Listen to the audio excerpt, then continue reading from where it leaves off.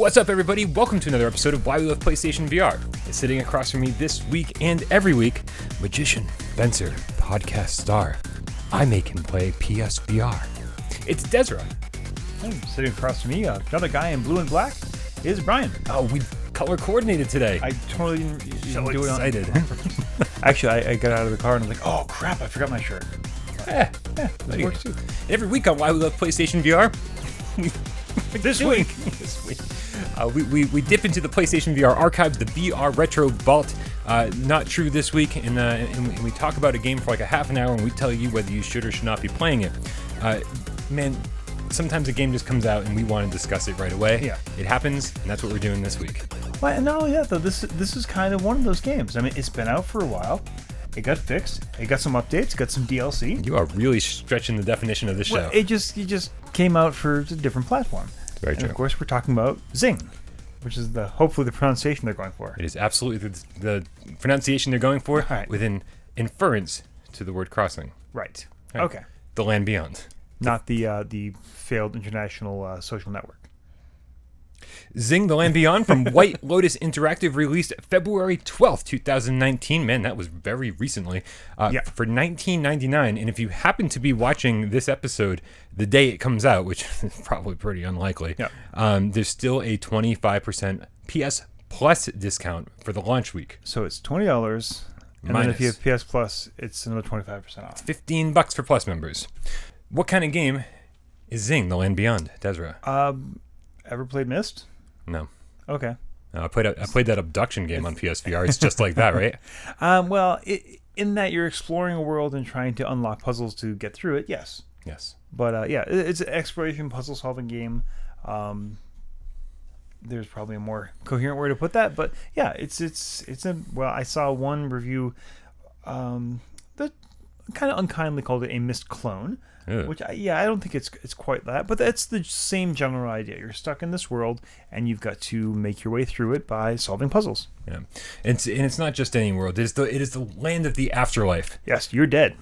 Yeah, that is actually in every definition you see. That's the first word. You're dead. Which actually takes some pressure off you. I mean, most games you're playing as a character trying not to die. This one's like, nope, you're just starting out dead. Somehow I died a ton of times in this game, though. I died a lot of times. Well, you don't die. You just fall off stuff and instantly reappear back where you fell. Yeah, that's very true. Fascinatingly, I looked into first of all, if you haven't watched our developer interview with White Lotus that we aired just like 2 days ago, go watch that. Those I talked to Coriel Kruer and John Torkington, 2/3 of the development team, and I mean, they were pretty transparent about their experience, and they were awesome to talk to. And if you're looking for some more some background information about where this game came from, man, go watch that interview. It was a lot of fun to talk to them. Yeah, it's crazy, and there are some numbers we need to keep hitting. So $20, $19.99, and 3 people. Yeah, 20 and 3. Okay. And what we didn't talk about on the interview, which I saved for this, is the Kickstarter page for XING: The Land Beyond still exists. Which is hilarious because it was launched back in February of 2013. Wow. And I kid you not, they really thought they was like, oh yeah, just 2 years, boom, we're gonna have this game out. Yeah. Here we are 6 years later, almost to the day, and we finally got it on PlayStation 4 and PlayStation 4 Pro and PSVR. They only asked for $15,000. So I mean, it's like, oh, you're so adorable and innocent. Yeah. Right? I'm sure they had no idea what a long journey this was going to be for them. Yeah, I read an interview where she pretty much said exactly that. We have no idea what we were talking about when we did that. Pretty awesome. Yeah. So yeah, you basically end up you're this dead person. You end up in this nice little grotto with this weird stone person, it's like a golem. A golem, yeah. It's like we finally got Golem too. This is I know. What an amazing day this was for PSVR. With all the amazing stuff built into this game, if you open a door and you actually started Golem, it wouldn't surprise me. You wouldn't even come close. Yeah. Yep. But yeah, you're basically, there are 4 different worlds or spirits that you have to kind of go and explore their life. Yeah. And what you're doing is as you progress through the level, you get these little scrolls that are these rhyming couplets that tell you about the person's life, and for some reason that they might be left behind or stuck or just in a restless spirit. Can we talk about this? No. Okay, well, moving on. I'm very curious to know what your opinions are about these tablets, about these scrolls, about these little bits of poetry you find throughout each world. Because I personally, I found the first few, I was like, oh God, this is what we're in for. It's like, because at first it feels a little pretentious maybe. Okay. And it didn't resonate with me at all. Eventually it did. Yeah. And I think eventually you hit that note where something resonates with you on a personal level and you go, oh, I get it now. And I was wondering, because the first two worlds didn't hit with me at all. And I was wondering what your experience with those were. The first one did. The second one was, all right. It wasn't great, wasn't awful. But yeah, the first and third, basically the two female characters, I guess, were really fantastic. Affected me a lot more than I thought. And then the last one was the only one that was like, I don't care about this guy at all. It was like he had a bad death and deserved it. He's kind of a dick. A little bit of that, yeah, for sure. But yeah, I think it was really well done, and kind of like the rhyming of everything could come off as a little corny, but I gotta say the voice acting of the characters reading it was surprisingly good. Yeah, and really, and like, okay, I don't know if they actually got a child to read the child lines, because if they did, it's one of the best child actors I've ever heard. World 3, yeah. Yeah, they did not. They did not. Okay. But right. And strangely enough, there were professional voice actors for World 1, 2, and 4, and this was just one of their friends who had never done any voice acting for World 3. Yeah. It's really it sounds like a kid. Yeah. And that's really hard to do. It's hard for kids to sound natural, and it's really hard for adults to sound like kids. So very true. Nicely done. So you walk around these worlds, and you're solving puzzles, which we should probably talk about. There's so many different kinds of puzzles. Yeah. In each level introduces a new sort of mechanic, and most of the mechanics are basically like a state change for the world. Yeah. The first one introduces like a day or night cycle. Do we want to get too specific? I mean, we don't want to get too specific, but man, when I first, Xing is one of those games that I was like, I know I want to play this game. I don't want to spoil it for myself. I didn't go on media blackout, but I certainly wasn't watching like walkthroughs and stuff on for the PC version. And so when I finally got my hands on it, most of it was like brand new to me. Yeah. And the first time I stepped on one of those tablets that changed day to night or night to day, I was just like, oh, wow. That just happened like seamlessly, like right in front of my eyes. And it's a great effect too. It's not suddenly like it's daytime, bang, it's night. You see like the sun rise and set, and the light changes appropriately. Like it's not shadows like fall very quickly across the land and vice versa. Yeah, it's as if the camera, you had a stop motion photography of sunrise to sunset, and it's just, and it's just so well done. Like the environmental effects for everything. So we won't talk about too much of the other. I'm just going to call them state changes because I think that's a best way to put it. We can talk. I mean, they introduce them soon enough, and I think we would be spoiling it if we talked about the solutions to puzzles. Sure, but I think we can talk about some of the state changes. Okay. So yeah, basically it's sun. It's daytime and nighttime. The second level introduces rain. Yep. Which man, watching like. First of all, so much I want to talk about. The sound effects kick in, and you can hear like the thunder and the lightning, and then like it's actually like raining in front of you in real time. And like if there's anything that could collect water, like it fills up with water. It's just I'm watching it just like in disbelief, going, this is not only beautiful, but it's also functional. Yeah, absolutely. For puzzle solving sake.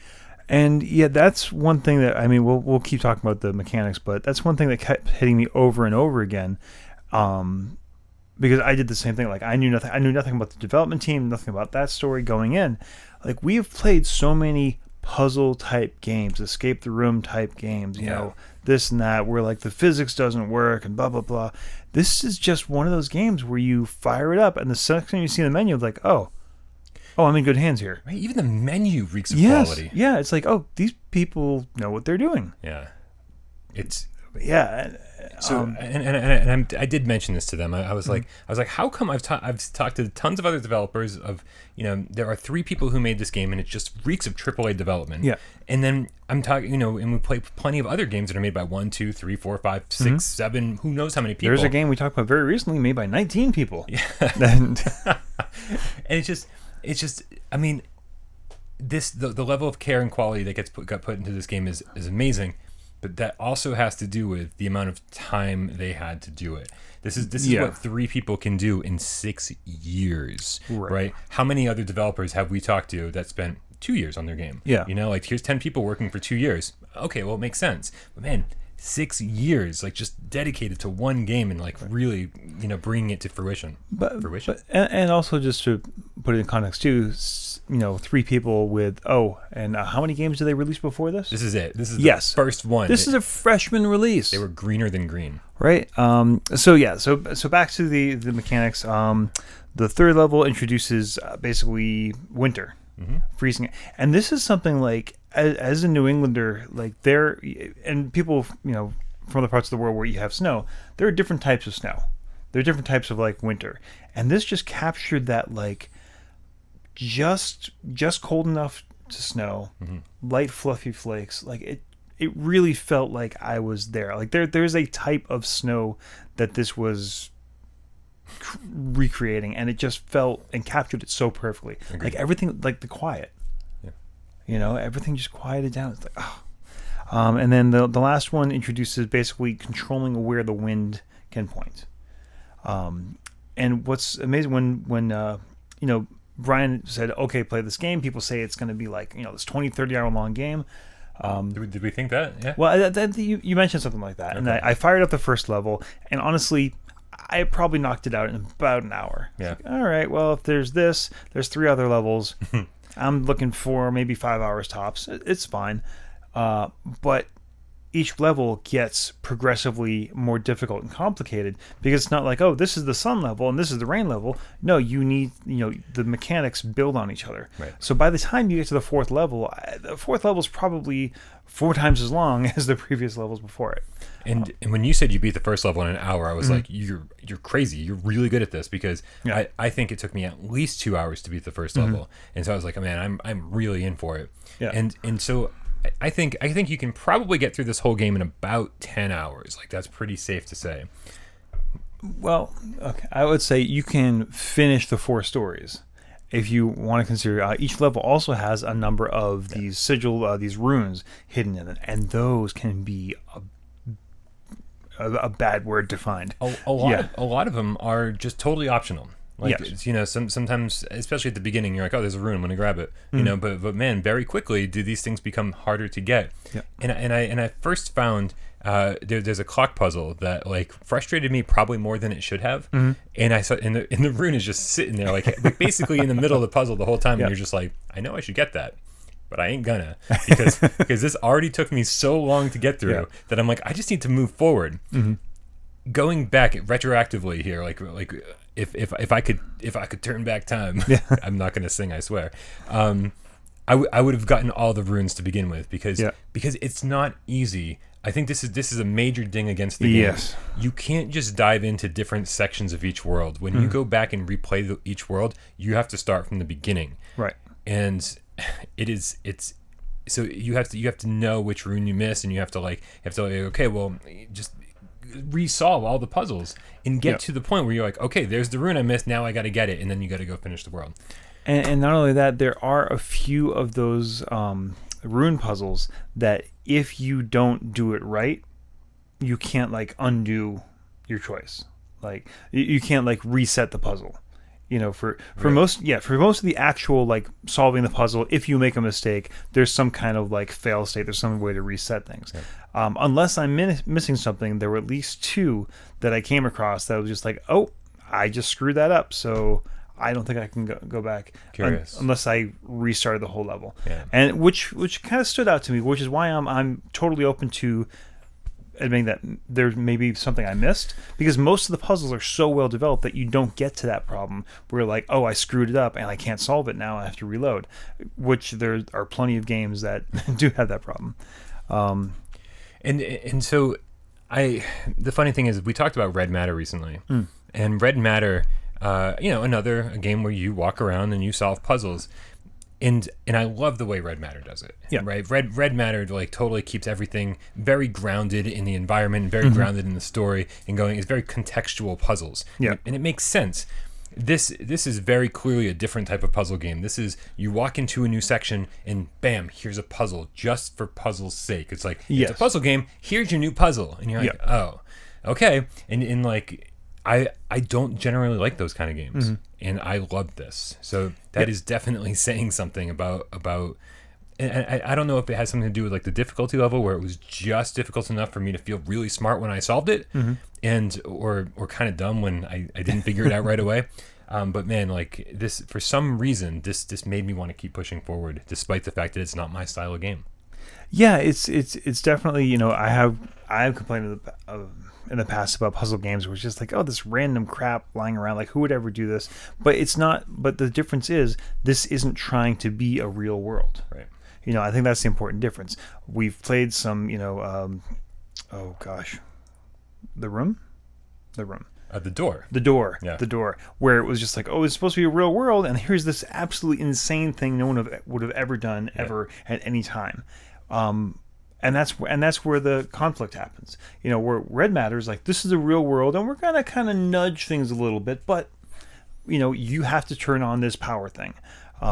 Where it's not trying to be a real world. It's trying to be the afterlife. It's trying to be this place where you are struggling through this environment. So I definitely think it works in this kind of setting. Yeah, no, for sure. And there are two ways to control this game. You can use the Move controllers, or you can use a DualShock 4. Yep. Which did you end up? I did the DualShock 4 for most of it. We usually preach the gospel of the moves for games where you're interacting with stuff, but because you're not quite interacting in the same way as you would, in many of these other games as a Red Matter. The DualShock was perfectly fine, and I don't feel like I missed out on anything. No, I experimented with the Move for a while, and I like them. I really do. I think I think picking up items and carrying them from one place to another. When you use the DualShock 4, what happens? Like, you pick up a pineapple or some other random fruit off the ground, or a coconut. You grab it with like R2 or L2, whatever it is, and it goes. It's like right in the middle of your face. Pardon me, excuse me. It does fade out after a couple seconds, but it's always kind of there. But it's got this weird dithering effect where like even the fade out doesn't look very good. Yeah. At first, you're like, is this really how this game is going to play? And then, like, moments later, you're totally used to it. It's not a really big deal at all. Yeah, it's. I wish there was a way of at least if it could pick up and be down here or some other place other than right in your center of vision. So it is nice to use the Move controllers and have that kind of telekinesis power where you just pick something up off the ground without having to reach down and like suddenly you're waving it around in the air. Because this is a game that does require a lot of thought and a lot of like sitting around thinking. It's not so much I really feel like I need to be physically active in. I think the using the DualShock 4 was certainly fine for me. And especially when you're going to spend 10 hours in the game. It's like, this is a game I want to kick back on my couch, and if I get frustrated, I just kind of want to wander around and not be like getting tired because I'm waving my arms around. And not only that, we didn't even mention this at all. This is apparently so. I'm putting developers on notice for this too. If you have a standard and a VR version of your game, make it this easy to switch. Oh yeah, it's okay. You know what? You want to take a break from your VR headset for a while and just play on flat screen. Open up the menu and toggle VR. Yeah, that's a it. Button. It blanks out a little bit, gives you a loading screen, and you're right back to exactly where you were now in VR or flat, vice versa. Yeah. As opposed to other games where either that's not an option or you have to completely not only exit out of the game, just like stop the game and restart it. This is great. So if it's this easy, let's do it. So So once you've finished, the runes aren't just there as collectibles. Nice. They're actually there to also open up this. I think they call it the Spirit Garden. This whole other section, which introduces another, I don't know, 6 or 7 different stories. Now, some of these are just you're basically walking through an environment, only picking up scrolls and reading through these people's lives. But there are 2 that were added in the DLC, which are pretty much function as levels with a whole new different, not new mechanics per se, but new ways of using the mechanics. So yeah, so it's. Yeah, they're more than just collectibles. So again, I just want to reiterate, when you're going through and playing for the first time, get all the runes. It's going to take some extra time, but just do it. It's going to take a lot of extra time. You'll be happy you did it, though, rather than having to go back and do it all over again. I think you can tell right away the difference between reviewers who have actually searched for the runes and those who haven't. The ones who haven't searched for the runes saying, yeah, it's an 8-hour game, 10-hour game. Yeah. The ones who have are the ones who are telling you, no, this is like 20 or 30 hours. Right. Yep. I think that man, did you play much in non VR? I didn't. I just did it long enough to say, oh yeah, this is non VR. What I did notice, and something I noticed here as well, is we do have to talk about. This is one of the handful of games where I think the Pro is worth the money. Yep. Because with the standard edition, I mean, it's one of those, I know this looks beautiful. It doesn't look beautiful, but I know it does. Yeah. The level design is so well done, and it's so expansive and big and immersive, but it's just look grainy and low resolution in the original compared to, I fired it up on Brian's Pro here, and it's like a different game. So it's definitely not, I mean, it's nothing. This is one thing you cannot pin this on the developer at all. It's just like, hey, we made the game work for the OG PlayStation, so you're welcome for that. But it is something worth noting, and that's where you see the biggest difference. If you play it flat with the original PS4, you can see how good it's supposed to look. Yeah, it's crazy how good this game looks, and again, like just. It just reeks of a AAA game, and it's not from a AAA development team, which is just like, it's just mind-boggling, man. Like I couldn't, especially since I played in mostly VR. I would take moments to just be like, man, how does this look? Like on a flat screen, and I would switch over and I'd play like half the level. Or especially if I was getting tired and I was like, I'm falling asleep, I'm just gonna switch over to non-VR. It's nice to have the option. And I very seldom, I usually say, oh, games just feel too flat, when I switch over. Like Resident Evil 7 always comes to mind. Man, like I would switch over and I'm like, this plays just as good on my television. And when I would put the VR headset back on with the Pro, man, you're like, this is just such a beautiful world. Yeah. And it is amazing. Like you fire up a new world, and not only are when we say the levels are designed well, it's also the puzzle. Like it basically, the first one you come across kind of teaches the mechanic, and it makes it more complicated a little bit. Like, okay, I got this. I see where you're going, and then just kind of ramps up the difficulty. But as it's doing that, they also, like, your point of view, your interaction with the world also expands. So the first thing you see, you're like, oh, this is really cool, and I'm on a beach and all that. But then as you move through, the world gets bigger and bigger and bigger, and by the time you get to the desert level, it's just massive. Yeah, and just to add everything together, I mean, the music in this game is so spot on. It just really accentuates every single level, and it's different enough every level where and again, I was like who did the music in this game? And it was John Torkington did the music for the whole game. And I'm like, you've got to be kidding me! Like, how talented are these people? Seriously. I don't know. I think we just have to rate it. We've been gushing for like. I will just a little thing about the music. It is just kind of the same music per level. So if you're in a level for a very, very, very, very, very, very, very long time, which will happen to you. It's but it is really nice and pleasant for most of it. But as you will notice, like, oh, I've been hearing this song for a while now. So our rating scale is pretty simple to understand. A 1 is a yes, you must buy this. If you have a PlayStation VR, this is just the best of the best. Even if you hate this genre, this is something that should be in your library just because we need to support these people. 2 is, yeah, sure, why not? If it's on sale or if it's a genre you particularly like, go ahead, pick it up. We're not going to make fun of you.